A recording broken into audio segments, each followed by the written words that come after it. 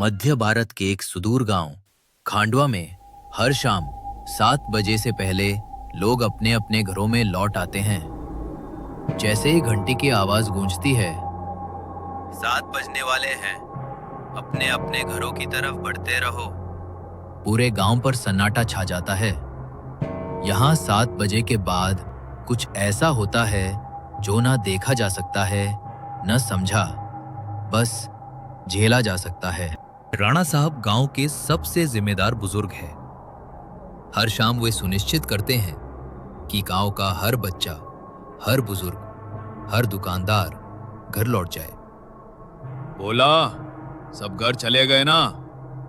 जी साहब, सब चले गए, मैं भी बस निकल रहा हूं। राणा साहब की आवाज में डर छिपा नहीं था। तू जानता है ना 7 बजे के बाद क्या होता है? अब देर मत कर। घर में राणा साहब का बेटा देव खिड़कियां बंद कर रहा था। पर्दे भी लगा देना बेटा। पर्दे? खिड़कियां बंद है, फिर पर्दे क्यों? राणा साहब की आंखों में एक डर भरी चेतावनी थी। पर्दे इसलिए नहीं कि वो अंदर ना आ सके, पर्दे इसलिए हैं कि हम उन्हें ना देख पाए, उनसे बात ना कर सके, उनके बहकावे में ना आए। देव सहम गया। उसे याद आया, उसकी मां नंदिनी भी एक रात के बाद वापस नहीं लौटी थी। देव खिड़की पर पर्दे लगा ही रहा था कि उसने एक आवाज सुनी, देव बेटा। देव पलटा, सामने उसकी मां खड़ी थी। मां, आप?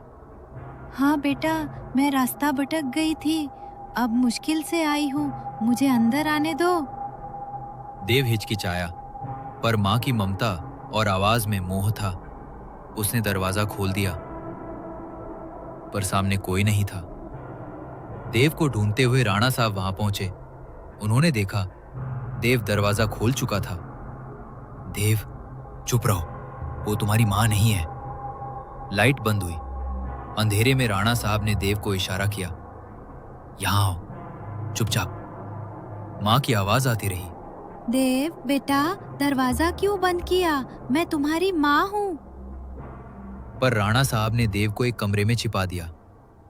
अगर वो सच में तुम्हारी मां है तो सुबह मिल लेना। सुबह देव को लेकर राणा साहब गांव के बाहर ले गए। यही वो जगह है जहां तुम्हारी मां को मैंने खो दिया, राणा साहब ने बताया। एक रात जब वो और नंदिनी गांव लौट रहे थे तब 7 बज चुके थे। सब दरवाजे बंद थे। वे पास की एक टूटी हुई बस में छिपे, पर नंदिनी बाहर किसी बच्चे की आवाज सुनकर उससे बात करने लगी और फिर कभी वापस नहीं आई। बेटा, वो लोग इंसानों के रूप में आते हैं, बहलाते हैं, पर वो बाशिंदे हैं जो मरने के बाद भी गांव में भटकते हैं, अपने जैसे और बनाते हैं। देव के सवाल बढ़ते गए। अगर वो मां नहीं थी तो दरवाजे के पास खड़ी क्यों रही, अंदर क्यों नहीं आई? तभी देव ने देखा उस पुरानी बस के अंदर रुद्राक्ष की माला लटकी थी। बब्बन बोला, ये वही माला है जिसने थारे बाप को बचाया था। ये माला उनके अंदर आने से रोक देती है। देव हैरान रह गया। तो अगर ये माला ना हो तो वो अंदर आ जाएंगे और फिर कोई पर्दा या दरवाजा नहीं रोक पाएगा। उसी रात नंदिनी फिर लौटी, इस बार बब्बन के दरवाजे पर। बब्बन, आज मिल तो ले, रोज आता हूं, बस एक बार मिल ले। बब्बन भी बहक गया। दरवाजा खोलने ही वाला था कि देव चिल्लाया, मत खोलना, वो मेरी मां नहीं है। बब्बन हंसा, मने पता है छोरे, पर अब देखने दे खेल कैसा होता है। बब्बन ने दरवाजा खोला, लेकिन नंदिनी अंदर नहीं आई। हाँ, क्या हुआ? आना अंदर। तू बाहर क्यों नहीं आता बब्बन? नंदिनी बोली। देव ने धीरे से बब्बन से पूछा, दरवाजा खुला है, तुमने बुलाया भी, फिर वो अंदर क्यों नहीं आ रही? बब्बन मुस्कराया। रुद्राक्ष की माला लगी है दरवाजे पर, इसलिए नहीं आ सकती। देव अब सब समझ गया था।